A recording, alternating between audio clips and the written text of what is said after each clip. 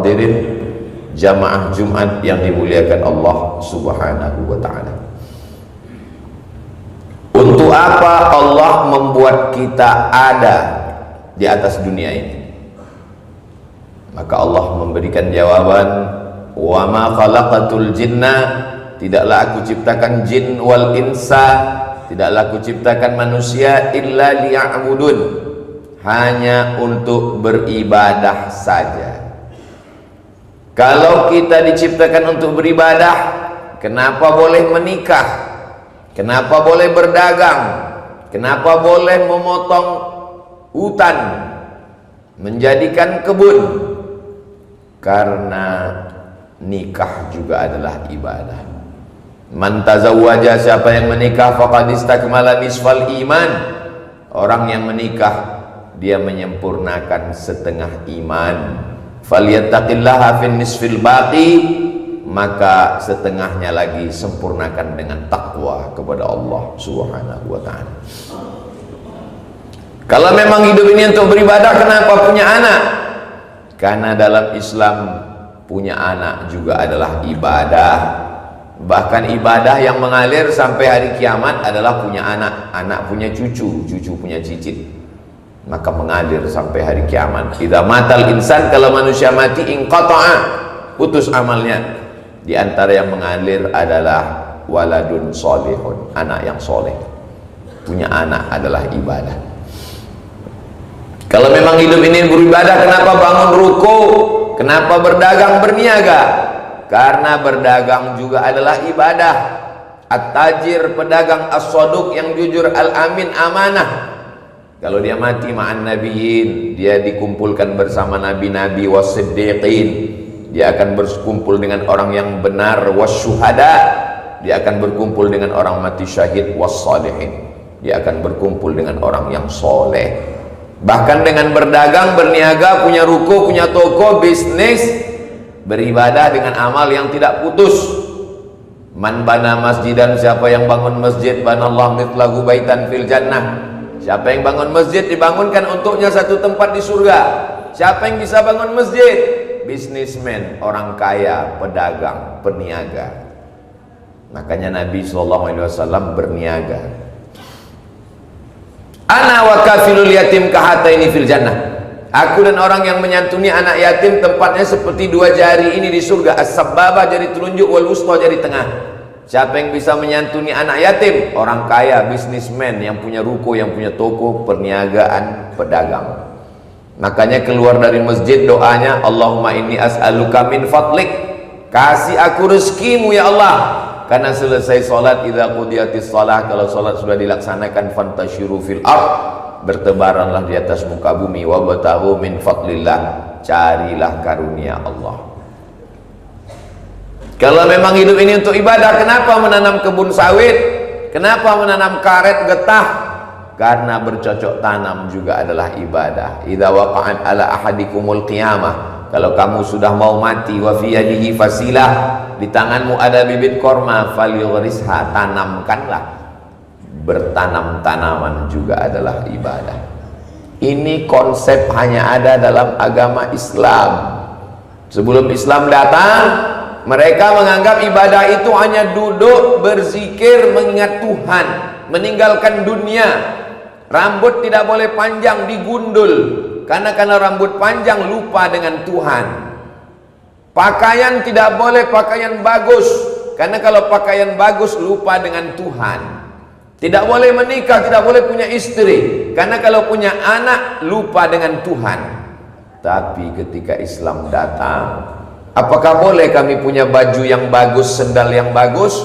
Innallaha jamil, Allah maha indah, yuhibbul jamal, Allah suka kepada keindahan. Silakan punya baju bagus, silakan punya kendaraan bagus. Nabi SAW punya unta, al-quswa. Nabi SAW punya kuda. Nabi SAW punya usaha. Islam membawa pandangan baru tentang hidup. Anehnya umat Islam sekarang, kalau dia sudah hijrah, dia sudah taubat, dia meninggalkan bisnis, dia meninggalkan toko, dia meninggalkan dagang, dia meninggalkan gedung, dia meninggalkan perniagaan, meninggalkan kebun. Apa yang dia lakukan? Dia hanya berzikir di masjid menunggu malaikat maut datang. Ini bukan ajaran Islam. Ajaran Islam adalah tidak meninggalkan dunia. Makanya doa yang diajarkan ketika berada di tempat paling banyak malaikat dari rukun Yamani ke Hajar Aswad, Rabbana atina fid dunya hasanah. Dunianya dulu hasanah, setelah dunianya hasanah, wa fil akhirati hasanah, barulah akhiratnya hasanah. Kalau bisnis ditinggalkan umat Islam, kita makan kuliner dari mana? Bagaimana kalau dicampur orang dengan lemak babi? Bagaimana kalau tidak dicuci? Bagaimana kalau bercampur dengan najis? Umat Islam mesti punya usaha air minum, mesti punya usaha kuliner. Kalau tidak, umat Islam akan terjerumus pada makanan haram. Kulu, makanlah min thayyibat, makanan yang baik-baik saja. Kalau umat Islam meninggalkan pertanian, tanah kita digarap orang. Gemah ripah, lo jenawi, tongkat dan batu jadi tanaman, untayan zamrud, katulistiwa, indah cantik. Tapi tanah bukan lagi punya kita. Tanah kita diambil oleh orang lain yang izin pengelolaan hutannya 90 tahun. Mati kita, anak kita masih lagi tersandra. Mati anak kita, cucu kita pun belum bisa menggarap tanah itu. Kenapa? Karena perjanjiannya dengan orang 3 generasi. Diambil orang lain. Kenapa diambil orang lain? Karena umat Islam lemah. Kada al-faqru ayyakuna kufran. Hampir saja kefakiran membuat orang menjadi kafir. Siapa yang imannya bisa dibeli dengan sebungkus mie instan? Siapa yang imannya bisa diperdagangkan hanya dengan baju kaos bekas? Orang miskin, orang susah. Umat Islam disuruh al-mu'minul qawi, seorang mukmin yang kuat, kuat duitnya, kuat ilmunya, kuat tenaganya, kuat ibadahnya, khairun, dia lebih baik, wa ahabbu ilallah, lebih dicintai Allah minal mu'minid dha'if, daripada mukmin yang lemah.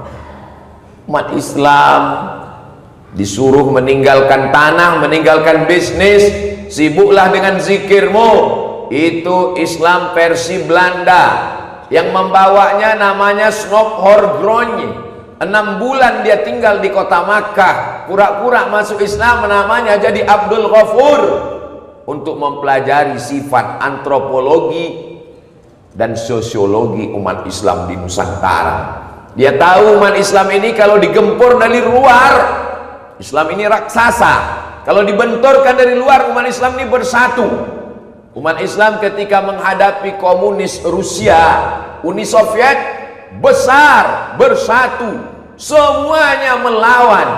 Tapi begitu umat Islam sudah berhasil menumbangkan Rusia, Uni Soviet, maka sesama dia cakar-cakaran. Uzbekistan, Kazakhstan, Tajikistan, Kirgistan, Turkmenistan. Umat Islam tidak bisa dipecah dari luar, umat Islam mesti dipecah dari dalam.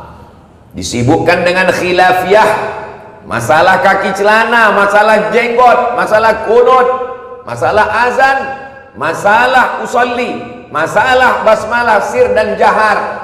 Sibuk di masjid, sibuk di medsos, seakan-akan kita imam mazhab. Padahal masalah-masalah ini sudah dituntaskan oleh Imam Abu Hanifah, Imam Hanafi meninggal tahun 150 Hijrah, diselesaikan oleh Imam Malik bin Anas, Imam Maliki tahun 179 Hijrah, dituntaskan oleh Imam Muhammad bin Idris Asy-Syafi'i meninggal di Mesir pada tahun 204 Hijrah. Diluluh lantakkan pembahasannya sekecil sedetil oleh Imam Ahmad bin Hanbal, Imam Hambali pada tahun 241 Hijrah, makamnya di Baghdad, Irak. Kenapa kita masih lagi menyibukkan itu? Kita cukup dengan baca saja kitab-kitab fikih mazhab Syafi'i, ikut pendapat Imam Syafi'i, selesai masalah. Kenapa seakan-akan lahir imam-imam mazhab yang baru? Sibuk kita di masjid, masalah khilafiyah, sampai kita lupa tanah kita sudah digarap orang. Sibuk kita membahas masalah-masalah yang sudah diselesaikan ulama ratusan tahun yang lalu, sampai kita lupa rupanya sajadah yang kita pakai sholat buatan orang, baju yang kita pakai pun dibuat orang, padahal kita sanggup untuk memproduksinya. Akikah kambingnya dari orang lain, walimah nikah sapinya dari orang lain, padahal rumput terhampar luas. Kemana pedagang-pedagang kambing kita? Kemana petani kita? Kemana peternak kita? Semuanya sibuk mengejar akhirat. Bukan itu yang diinginkan Nabi Muhammad SAW. Laisa bi khairikum man taraka dunyahu li akhirati.